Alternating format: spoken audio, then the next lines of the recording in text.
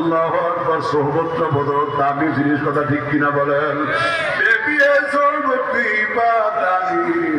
সোহবত মারুম আবজাতানি নূরে হক জাহের হতে আন্দর অলি লেকে দিবাসী আগার সাহেব বেলি। সোহবত বড় দামি জিনিস।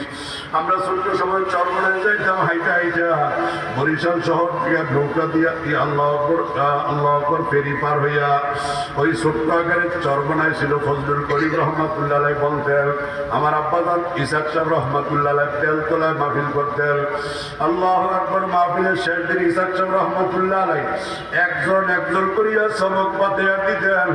ইসাক সাহেব রহমাতুল্লাহ আলাইহি ইন্তেকালের পরে ফজলুল করিম রহমাতুল্লাহ আলাইহি তরিকার দায়িত্বে আসার পরে আল্লাহু আকবার লোকেরা তার সোহবত নিতে নিতে নিতে নিতে আল্লাহর ওলি সারা বাংলাদেশের টেকনাফ থেকে তেঁতুলিয়া রূপসা